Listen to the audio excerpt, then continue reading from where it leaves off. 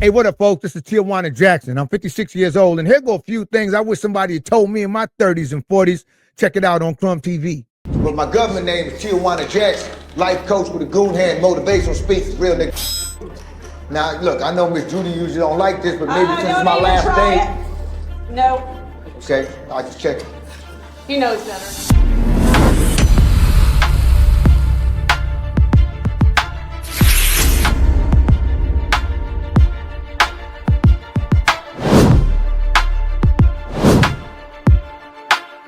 Fact that decisions I make as an adolescent, even or teenager, affects the rest of my life. And people go, well, wow, I'm expecting a video for 30s and 40-year-olds. Oh, it is. And that's the problem with a lot of us, is that we think that because it's in our past, it plays no role in our present. It plays no role in our future. No, what I'm saying is, if you f***ed up, you know you f***ed up, it may very well be inhibiting your progress right now. So this is your opportunity as a man to take ownership of your, clean your slate, to get your, to get your glow up, your come up, whatever it is you in pursuit of. We don't realize the psychological blocks we create for ourselves because of the decisions we sometimes make as teenagers, as kids. And if you want a more vivid example, it's not hard to do. Here's a prime example. I got us. You may have had a child with somebody that you didn't want to have a child with, or you may have had a child with someone that you did not communicate with, or you guys were young, you were not able to follow through in the way that you believe a father should follow through. Well, start working on resolving those issues now, because in 30 years, they're gonna eat you in your ass. They're gonna eat you in your ass, dog. That's right. You won't even have your own to play in, you heard me? Bars. Bars. Younger is resolutions won't make you rich, but execution will. Fail quickly, and as my mentor always say, execute, analyze, and adjust. Something that's very important for people to understand. Why I say resolutions won't make you rich, but execution will. Well, resolution is, a lot of people make all these New Year's resolutions. I'm gonna do this for my life. I'm gonna do this for my life. Look, man, it ain't in the talking. It really ain't in the talking. It's in the execution. And what that means is stepping forward, doing it, giving it a shot. The thing that most people fail to realize is that confidence is not the catalyst. What does that mean? It means that confidence is not what's gonna kick you forward. Confidence ain't gonna get you into motion. Confidence is actually the reward. Bars. So the point that I'm making is, you have to be more willing to spend time in the uncomfortable space than the comfortable space. Because if you allow yourself to relish in comfort and relish in confidence, you likely making lateral moves. If you are looking for ascension, that's going to require you constantly subjecting yourself to uncomfortable, unfamiliar situations. And what's beautiful is, you can go in, whatever that situation is, and you can go, okay, so this is the learning curve, and master that. And now you've built a skill. You've developed an ability that now plays a role in the foundation of whatever it is you aspire to build in the future. You feel me? Bars. Bars. Youngest, to understand that my parents have psychological and emotional limitations, it most likely influenced the way that I look at life, the way I look at relationships, the way I look at money. And the better I can understand how that has affected me, the better I can become at working on my own self-limiting belief. Tip number 4, neurodivergence can make relationships extremely hard. Yeah, well, let's talk about the neurodivergence. Look, man, it's a lot of brothers out there trying to live this idea of a good man. They trying to live up to this perception of a good man. And in the whole time that they playing the good man, they fail to acknowledge or be themselves. And in most instances, the good man is really not intuitive. It's counterintuitive. In fact, playing the role of the good man is exhausting, because a lot of times it's performative. Yeah, you're just performing. You're just doing what you think you're supposed to do, but it's not honoring who you are. Now, why is that? Well, a lot of us were raised in dysfunction. We were raised in households where neurodivergence dominated the space, but we don't know it because the people who raised us went undiagnosed, or you didn't talk about that in the hood. So as a result, so many of us were raised in extreme dysfunction because the people that were raising us had chemical imbalances that they never addressed. Well, hold on, nigga, before you flood it. Try it now.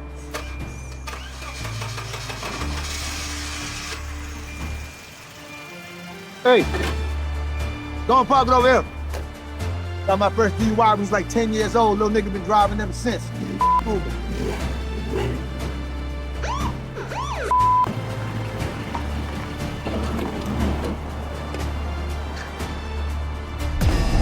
Now here we are normalizing that behavior because that's what we used to. That's what our brain's conditioned to. Attracting ourselves to the same women. Like I said, you ain't getting with the women that want meditation. You getting with the women that need medication. Buzz. No. And the reason is because that's what we've been conditioned to. So we now take on this dysfunction. We absorb this dysfunction and then we roll with it as if it's supposed to be the norm. It ain't. You don't subject yourself to that. And if you are someone who is dealing with a chemical imbalance, don't walk around undiagnosed. Don't you want to take ownership of it? People talk about ADHD, for instance, as if it's, oh, ADHD is just basically, people are forgetful and, they struggle with executive function. Well, believe it or not, there's a lot of volatility when it comes to ADHD. A lot. Meaning conversations go from 0 to 1,000 in a split second. But what about you? Have you coordinated one job interview yet? Interviews for what, Cheryl? I'm gonna build my motivational company from the flow up till it blow up and get my dough up. How you gonna eat? How you gonna pay bills? How you gonna stay off them blocks? By being the world's coldest life coach. That's You how. better find that bridge. You better find that bridge because you ain't about to be idle on Oh, my I'm watch. gonna be somebody idle. You can count on that. And you can count on me taking your ass back to jail if you stay unemployed. I mean that. Okay, hey, Lil Lee, what's old boy's name? The tech Jew that went on the internet, the entrepreneur and got rich. Evan Spiegel? No, the one that be with all the Asian guys. Oh, I know. Mark Zuckerberg? That nigga, yeah. Go on Mark Zuckerberg page and tell him that Cheryl said that he's unemployed. Let me know what he said. No, don't tell him that. I ain't say that. There's other things too with ADHD. Often ADHD, 60% of the time, 65% of the time, ADHD is accompanied by another mental health disorder. I am not upset. I am just very serious. I know you are serious. I am trying to tell you this is how I feel. It could be anything. It could be any chemical imbalance. Usually high anxiety, often autism. You just don't know. So here's how I look at it. Speaking for myself, when I made the video that you're looking at, I was 55. I'm 56 today. In the last 15, 16 months, I've been to 2 different psychiatrists seeking assessments. Why have I done that? Neither one of them will give me an official ADHD diagnosis or ODD diagnosis or any depression diagnosis. I've been told that I have ADHD tendencies, but neither one of them are willing to give me a full say you are a full-blown diagnosed candidate for ADHD. But why did I do that? And why do I keep doing that? Well, it's for a number of reasons.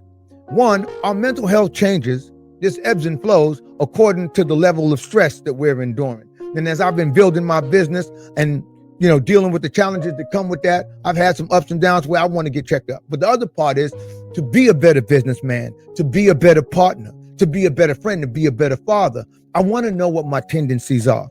I want to know what my chemical imbalances may or may not be.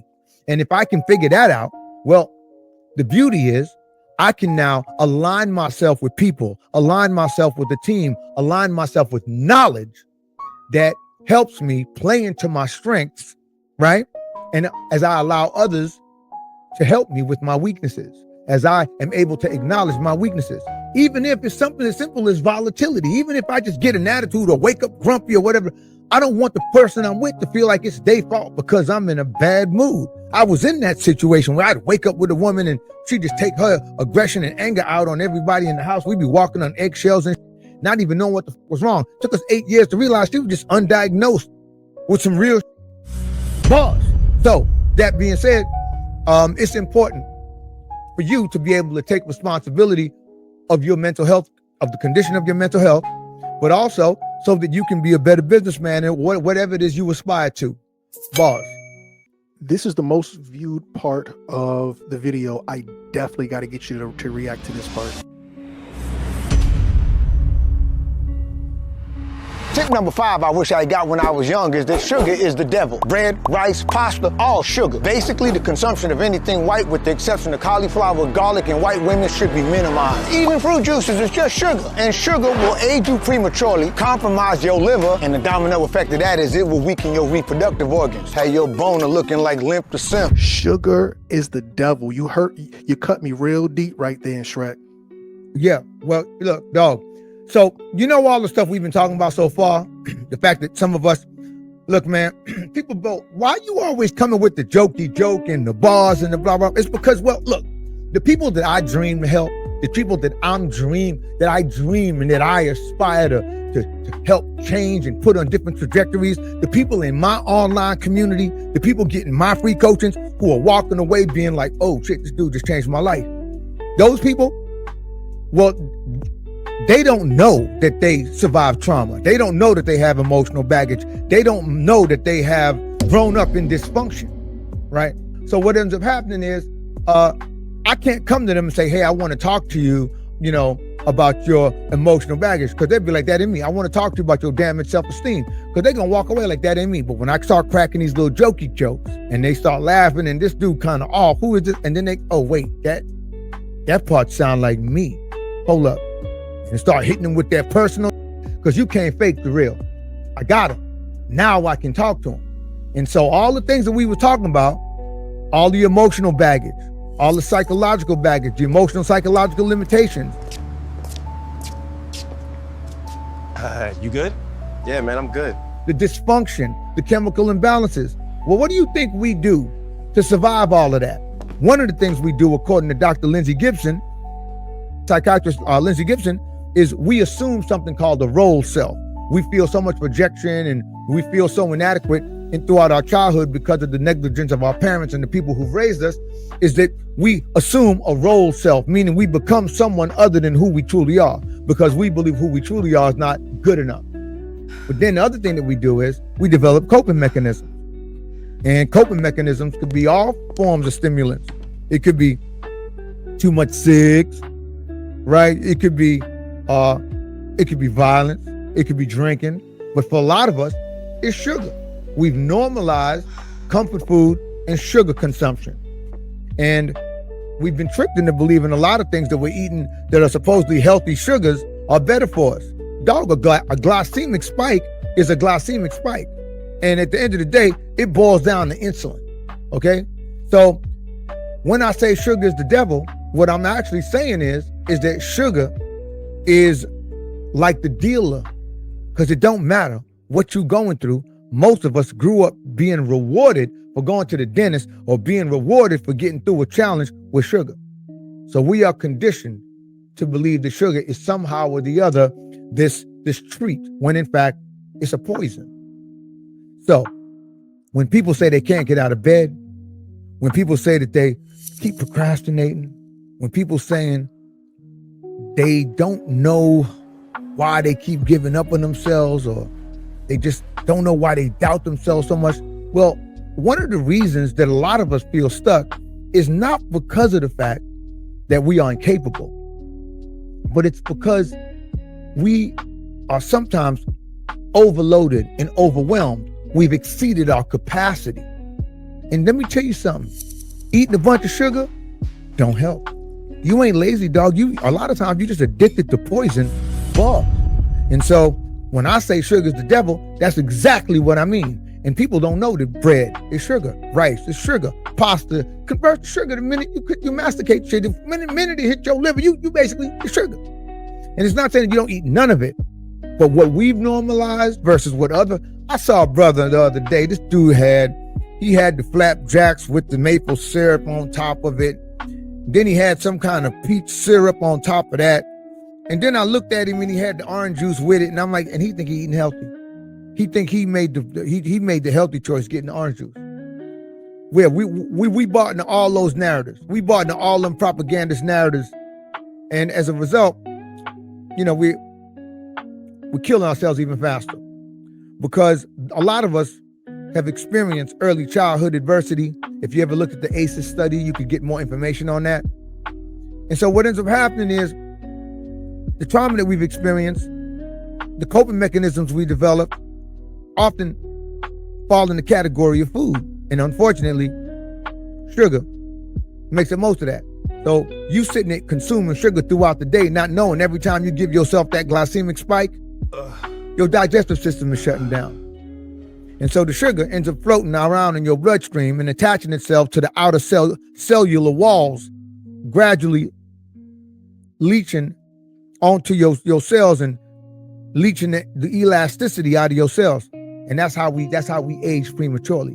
And that's why dudes be 31, 41 years old and got rubber wood. That's why they can't, you know what I'm saying, they ain't juking like kings no more. Well, it's sugar. The burden it puts on your liver, not knowing that your reproductive organs are heavily dependent upon your liver. The burden it puts on your pancreas. So look, dog, all I'm saying is, if you can cut your sugar consumption by 80%, first of all, you're going to have crazy withdrawals because you don't even realize how much sugar you eat. You ask a brother, he's like, I eat pretty healthy. Log your food. Let me see you write down what you put in your mouth all day, every day. See how healthy it look on paper. Bars. Crack myself up. That's all sugar is crack. Yeah, bars. That's right. That's what's up. Okay, and I'm so glad you got to that last point. I'm not sure, but if I had to guess, I think that's what probably resonated with a lot of brothers my age. As soon as I heard that part, I was like, I'm probably gonna have to slow down on that sugar. And not even sugar, because I consider myself to be a healthy person. But when you started going down the list, I was like, bread, pasta, you know. Oh, so and we having it all in one meal. Eating bread, rice, and pasta in the same meal. Eating bread, rice, pasta in the same meal. Wonder why they only 2 times a week. Well, dog, you shutting your digestive system down every time you stuff your body with that. You heard me? Bars. Okay. People don't even realize when they eat like that, they just letting their comfort rob them of their come up. Bars. You heard?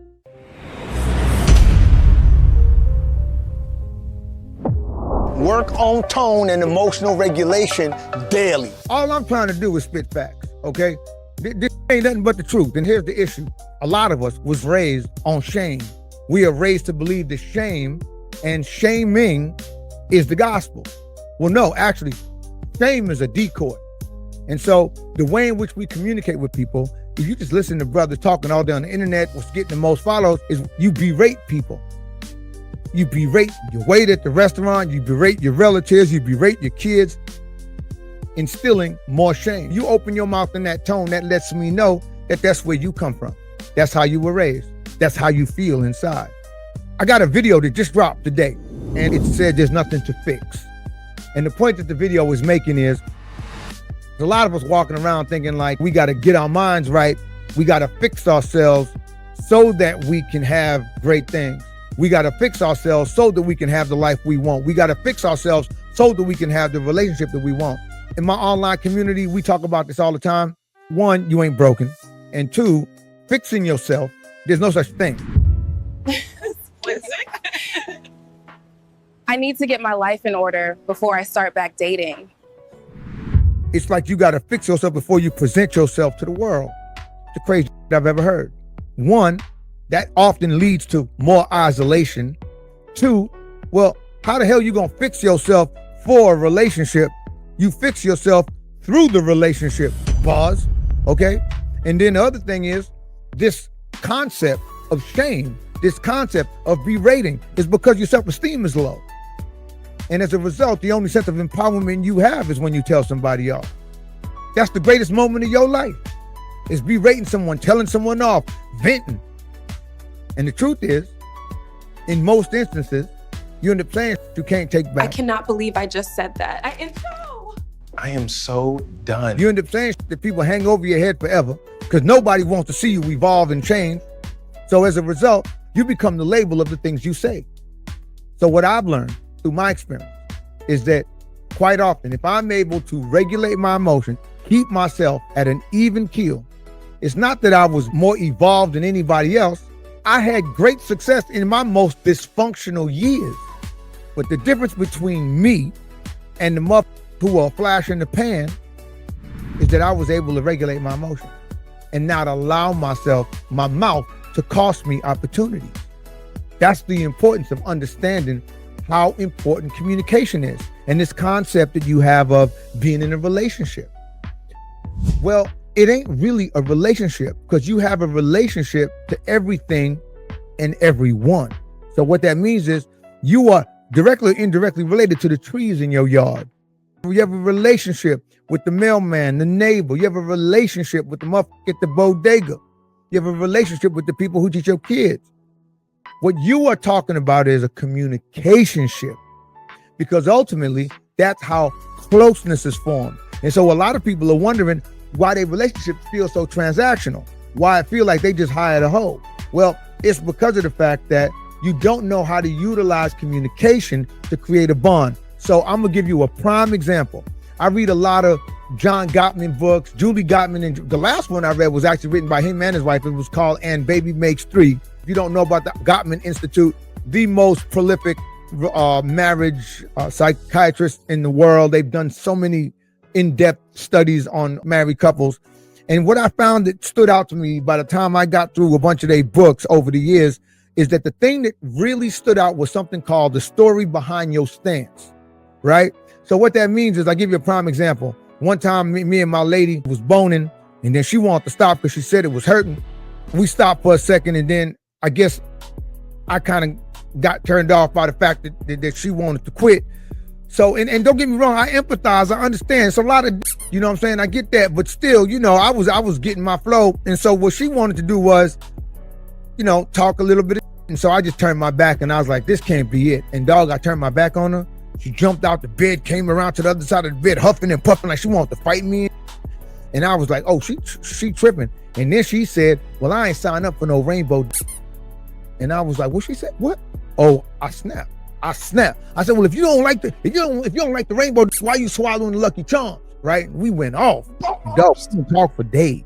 The only reason we ended up talking is because, as per usual in Broward County, the power went out and she was scared as shit.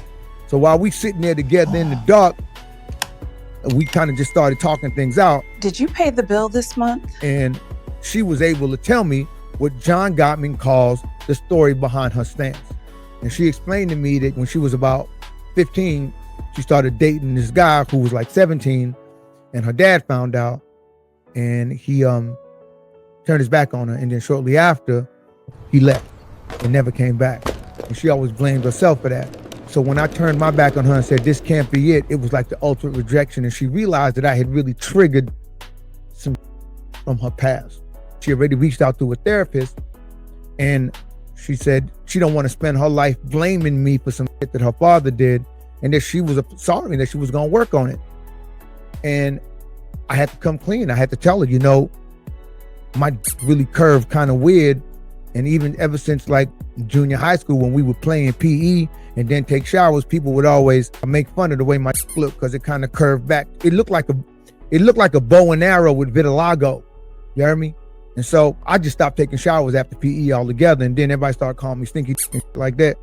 But I told her, I said, I realized that I wasn't really fighting with her that night. I was actually fighting with them kids in junior high that used to be to me and make fun of me even in the hallways. And so through that experience, we both got to share the story behind our stances, right?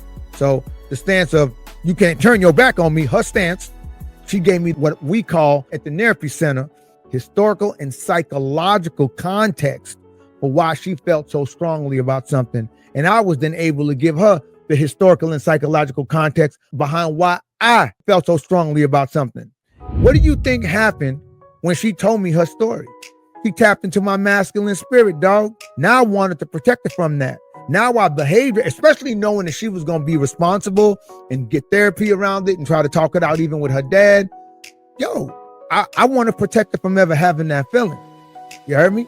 And so what do you think happened when I told her that? Dog, I tapped into her nurturing feminine spirit, and she wanted to protect me from ever having to relive that label again, relive that shame again. Matter of fact, she opened up like another 2-3 inches of I didn't even know was there. Boss. So what I've learned and what I've gathered from reading these books from the Gottman Institute is that the communication ship, communication is really where the bond between you and your significant other occurs. If you don't have these skills, if you have to always be volatile, if you have to always be triggered, you probably just a little unresolved little boy dressed up like a man with muscles in it. You heard me? So the quality of your relationship really is in direct relation to the quality of your communication, boss.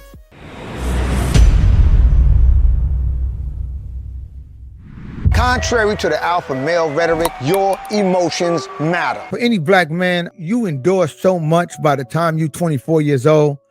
Between the age of 16 and 14, you're just a target. But not to mention the aggression you have to deal with within a community of people coming from dysfunctional households. Not to mention the lack of resources, the lack of information and access to just good, healthy food and insights that could potentially save lives. You know, in some situations, it's just terrible. And so when a child grows up economically challenged, the child's emotional needs are going to get eclipsed by economic needs, okay? But if you have parents who grew up in a similar situation and you have their parents who are also descendants of that, well, then it becomes part of the culture. It becomes part of the culture to be hard. It becomes part of the culture to not show your emotion, not be vulnerable. It becomes part of the culture to do none of those things because there's no space for it. We focus on staying alive. We ain't got time to talk about our feelings. Matter of fact, it wasn't too long ago, my pulling kids, black kids out of school to go work on the farm. Ain't had time to talk about education, let alone some feelings. And we talk about this in my online community all the time, is that when you become emotionally inept, when you are emotionally detached from your own emotion, you don't know how to prioritize boundaries. You don't know how to prioritize emotional needs, and you don't know how to communicate emotional needs. Well, if you can't identify your emotions, you ain't really identifying the nuance of anybody else's emotions. And as I say in the video, the common denominator for true success and fulfillment across the globe is emotional intelligence. So hell yeah, your emotions matter. Not only do your emotions matter, your emotions are a cue, not to act, a cue to pay attention. Because in most instances, what you've experienced when you experience an emotion is a chemical reaction. Like the one I had when old girl told me she ain't signed up for no rainbow. My body was flooded. I felt hot. Well, dog, that was an opportunity for me to go, whoa, what could pull me out of my game plan? What could pull me out my lane like that? What is it? And being able to do the research, do the work, and evaluate, analyze my life, my childhood, I was able to identify what it was that I was feeling. And what it was that I was feeling was shame and anger and some regret because of how I reacted. But the shame and the anger was from a kid that was 11 years old. I don't want to carry that into my office. I don't want to carry that into my relationship. So your emotions are really a cue to help accelerate your ability to learn about you, to learn about your vulnerabilities so nobody can't pull you out your lane. You feel me? Like Socrates always say, dog, tragedy is a life unexamined, and I get it. Evaluating yourself and sitting with yourself and dealing with your emotions and that level of vulnerability. I'm about to go in. You ready to play this game of Frisbee? Because there's going to be some back and forth and it's going to be over most niggas' heads. You're going to be really uncomfortable sitting there having to deal with your vulnerability and your emotions, especially if you were conditioned to never pay attention to them. This niggas on YouTube saying out loud that they tell their 3-year-old that their feelings don't matter. Dog, when you do that, is you are creating an economic slave. And I'm gonna give you a very literal example of how this works. Let's say, you grow up, you're like, oh, you gotta be hard, you gotta be a man, you ain't got time for emotion. Okay, well, here's an example of how emotion actually works. Emotion affords you the luxury of nuance. If you are able to identify your emotions, if you are able to go, damn, I'm feeling a kind of way, and you realize you were triggered by something, well, that gives you the opportunity to now resolve that trigger. If you are able to resolve that trigger and identify the root of that trigger, you are now able to open up a dialogue with yourself and be like, damn, why did that hurt so much? And get to the root of it. And when you get to the root of it, you are able to let it go. And in the process of letting it go, you're also able to figure out ways to cope, to heal, and to evolve past it. And as you do that with every aspect of your life, of your emotions, you are now tapping in to legacy. Because what is legacy? Well, at the Therapy Center, my online community, what we call legacy, right? It's the ability to leave behind the blueprint to a lifestyle that others might aspire to. Pause. So yeah, you might be uncomfortable dealing with your emotions and that vulnerability, but the truth is, it's that vulnerability that I just explained when you are able to explain the story behind your stance, the historical and psychological context. But here go the flip side of it. Most people gonna suffer their whole life because they wasn't willing to suffer through a few uncomfortable moments. But if you are able to allow yourself to feel and experience your emotions and identify the root of your emotions and your triggers, well, dog, you just took it to a new level. Now, with this new level, you have a different level of empathy. And I'm gonna tell y'all something right now, because y'all niggas ain't gonna like this one. Look at life. Look at AI. Look at your president. The only true job security is empathy. But that's right. It's your ability to identify the emotional and psychological struggles of others, of a community, and then empathize to a degree, relate to a degree that you are able to create a solution. And that solution is your job security, fam. Boss, I can go deeper, but like I said, it's a game of Frisbee, and I know we over a lot of niggas' heads. Give up on your healing fantasy. The healing fantasy, this coin was termed by psychiatrist Lindsay Gibson, right? She wrote a book. The book is titled Adult Children of Emotionally Immature Parents. If you're looking at me right now, I want you to go along with this and play this game with me. I want you to think of somebody who really did you wrong, someone who should have prioritized you, should have loved you, should have nurtured you, could have been a mom, a dad, a primary caregiver. They may or may not have been there, or they were there, but they weren't emotionally present. They might have been rough with you, or they made you feel like you were an inconvenience, whatever the case is. I want you to think of that person that neglected you, abused you, whatever it is. And I want you to think of the one thing that they could say that would make everything fine again, that would make everything whole again, that would make everybody happy again and make you be cool again. Tell me the one thing they could say. What's the one thing they could say? You got it locked in? That's your healing fantasy. And I got some bad news. Niggas like waiting on reparations. It ain't coming, fam. I'm sorry. And the truth is, most of us are waiting on this healing fantasy to begin our lives, to put down the grudges, to put down the sense of inadequacy, waiting on this healing fantasy to have a better self-image.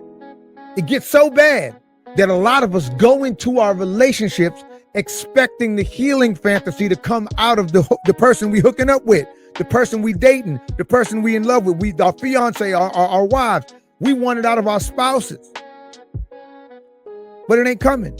What you think all this tug and pull is for? All this codependency is for in your relationships? All this drama is for? It's because you end up with people and you end up looking for people to give you what your parents or your primary caregivers never did. Pause. And so if you grew up with parents that was constantly gaslighting you about what was going on in the house, well, it's likely you're going to choose a partner that gaslights the out of you. Now, if you get slick and you go, you know what? This healing fantasy, whether it's nurturing, whether it's a sense of feeling prioritized, whether it's more honesty, if you go, damn, I'm never going to get that out of these people because they were hurt when they hurt me, and they are likely still in pain or in denial of what they ever did, or facing and owning up to what they did could open up a whole can of emotional worms that they're not capable of handling. Could push them over the edge. Who knows what their reasons is? But here's what I've learned. You can't gaslight a nigga that run on diesel. Pause! And so my point being is that if you go, oh, wait a minute, it's up to me to find closure. It's up to me to heal me. It's up to me to make me the priority. Well, now you ain't got nobody to blame. Now you ain't got nobody to wait on to come and give you your comeuppance.